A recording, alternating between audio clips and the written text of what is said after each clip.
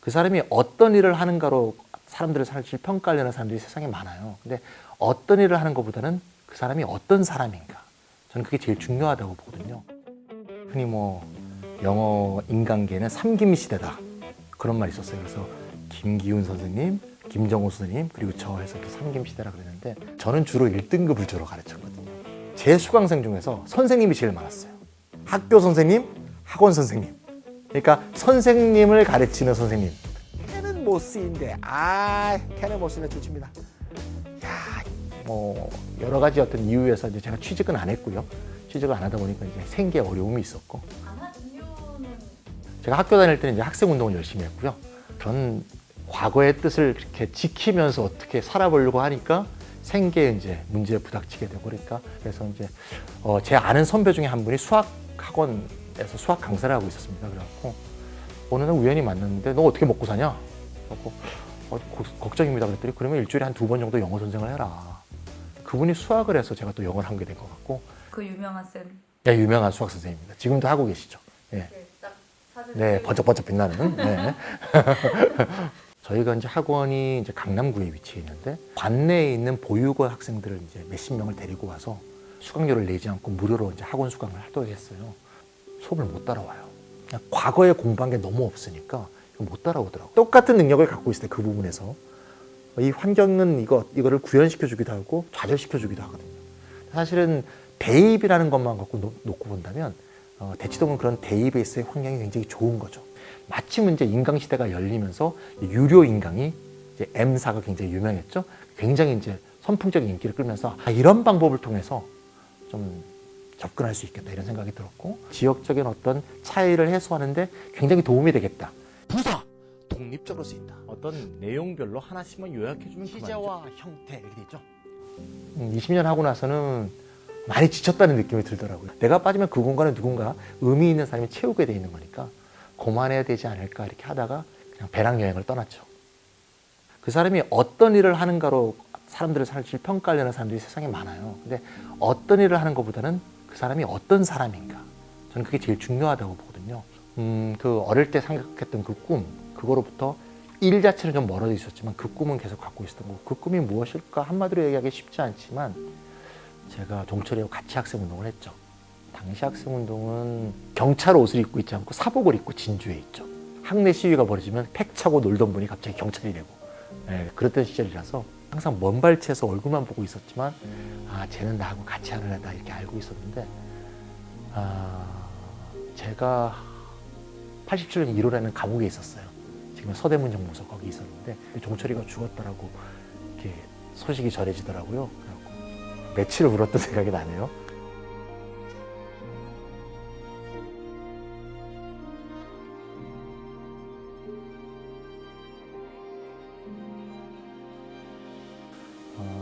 단지 과거의 죽음이 아니라 지금도 인권이란 건 계속 새롭게 갱신돼야 될 문제인 거고 과거와 똑같은 인권 문제가 있지만 또 새로 생기는 인권 문제도 굉장히 많습니다. 그래서 해결되지 않은 인권 문제와 함께 여러 가지 새로이 발생하는 인권 문제에 대해서 계속 종철이의 이름으로 함께 해결해 가야겠다는 생각을 하고 있습니다.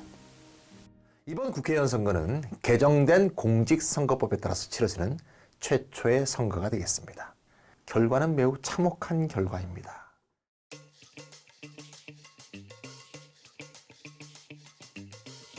과거에 우리가 87년도 개헌할 때는요. 저만 해도 선거법에 대해서 아무 생각이 없었어요. 내가 직접 뽑던 거를 회복하면 그게 곧 민주주의라고 생각했던 거죠. 네, 민주주의라 그러면 우리 디마크러시라고 하지 않습니까? 데모스 플러스 크라티아인데 영어로 표현하면 피플의 통치거든요. 피플이 통치하는 게 민주주의인데 굉장히 정의에 불과하죠. 어떤 방법을 해야 과연 피플이 통치하게 되는가 하는 문제를 둘러싸고 수천 년 동안 인류가 고민을 해왔던 거죠. 근데 현재 지금 도달해 있는 단계는 일반 국민이 자신의 대표를 선발해서 대표가 대신 정치를 해달라는 거. 대표를 잘 뽑을 수 있어요. 그리고 대표가 이 대표를 뽑는 국민들의 의사를 잘 대변할 수 있도록 제도화돼 있을 때 대의제 민주주의가 잘 되어 있다. 민주적이다. 이렇게 말할 수 있는 거죠.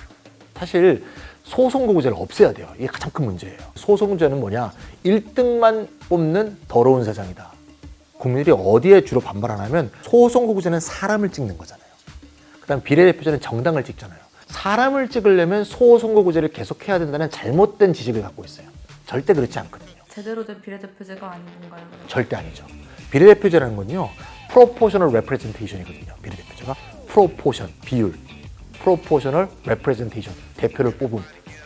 총당 비율에 따라서 대표가 정해진다고 써 있어요. 그 영어 단어에. 그러니까 정당의 지지율이 예를 들면 30%면 30석을 가져야 돼요. 그래서 저는 어떻게 했냐면 각 나라 선관위에 다 들어갔어요. 그 나라 선관위 들어가서 그 선관위가 발표한 선거법을 보고요. 그럼 헝거리어는 제가 모르지 않습니까? 그건 이제 구글 덕을 봤습니다. 헝거리어를 딱 치면 그 영어로 싹 바꿔주더라고요. 유튜브에서 Election in Checo now on the way 이렇게 하면 지금 체코가 선거 투표를 하고 있는 동영상이 나와요.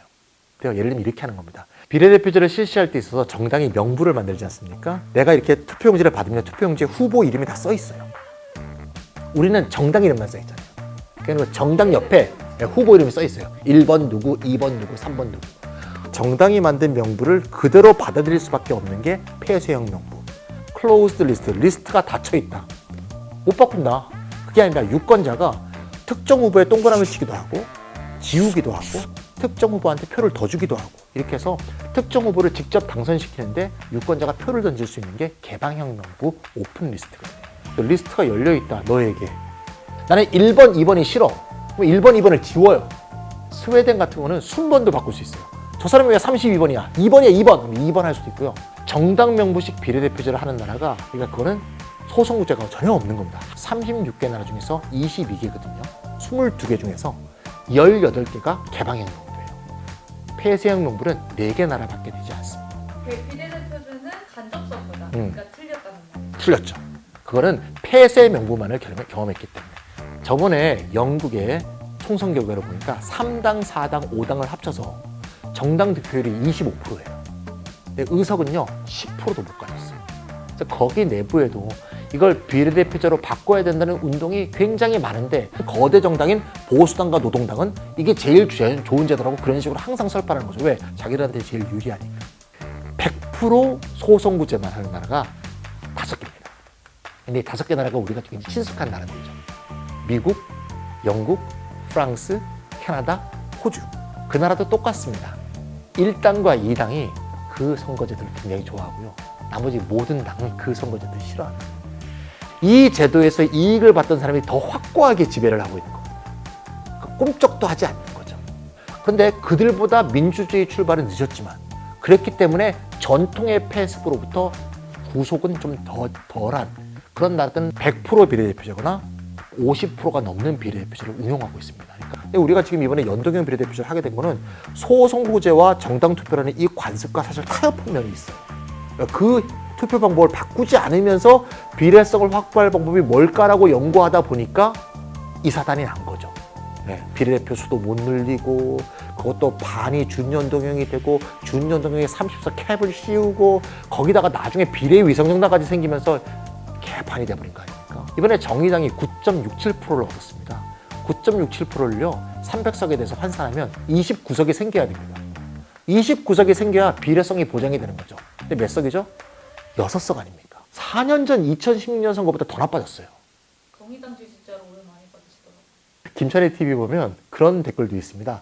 정의당에 젊은 새로운 정치인이 탄생했네? 정의당은 아닙니다. 네. 사실 정의당이 억울한 건 정의당이 억울하다고 얘기를 해야지. 네, OECD는 지금 현재 36개국입니다. 36개국 중에서 가장 민주적인 나라는 네덜란드라고 볼 수 있습니다. 진입장벽이 없습니다. 진입장벽이 높을수록 비민주적이다 이렇게 얘기해도 과언이 아닙니다. 우리나라는 진입장벽이 3%잖아요. 네덜란드는 일단 의석이 150석인데요. 0.67%만 넘으면 원내 정당이 됩니다. 그래서 동물당이 있습니다. 무려 5석이나 갖고 있는 정당입니다. 네덜란드의 녹색당은 의석이 14석입니다. 처음부터 14석이었던 건 아니겠죠. 이런 제도 탓에 1석, 2석 모아서 14석까지 된 거죠. 우리나라 3%가 얼마나 높은 건가 하면요. 70만 표를 얻은 표가 다 사표입니다. 야, 독일은 5%인데 한국은 3%면 낫지 이렇게 얘기하거든요. 독일은 소선거구제하고 비례대표제가 수가 같지 않습니까? 그 다음에 의석도 굉장히 많아요. 네. 덴마크나 노르웨이나 스웨덴 같은 북유럽 나라들은 인구 3만 명당 국회의원 수가 하나예요. 영국은 4만 4천 명당 한 명입니다. 프랑스는 7만 명당 국회의원 한 명입니다. 한국은 17만 명의 한계입니다. 그래서 OECD 36개국 중에서 우리가 밑에서 네 번째예요. 그러니까 국회의원 수가 많다는 게 자유한국당의 논리예요. 저는 이게 굉장히 정말 악의적인 왜곡이라고 보는데요. 소수일수록 나의 민의를 대변하지 안 될 가능성이 높지 않습니까? 국회의원에 대한 염증이 많지 않습니까? 이 염증은 사실은 자기들이 만들어 놓은 거죠. 염증을 만들어 놓고 염증에 쌓인 국민한테 그러니까 줄이자라고 얘기를 하는 거거든요. 국회의원의 문제가 많으면 국회의원의 특권을 줄여야죠. 국회의원 수는 늘려야 되고요. 특권은 줄여야 되고요. 그 어릴 때 생각했던 그 꿈, 사람이 환경 때문에 자신의 꿈이 좌절되는 이런 거는 없애야겠다. 가능한 한 사회를 공정하게 만들어서 사람들이 자기가 어떤 걸 하고 싶을 때 그걸 펼칠 수 있는 길을 만들어줘야겠다. 수능이 너무 어려워요. 지금의 학교 공부를 그냥 따라가서는요, 정시를 잘하기가 어려워요. 사람은 안 변합니다.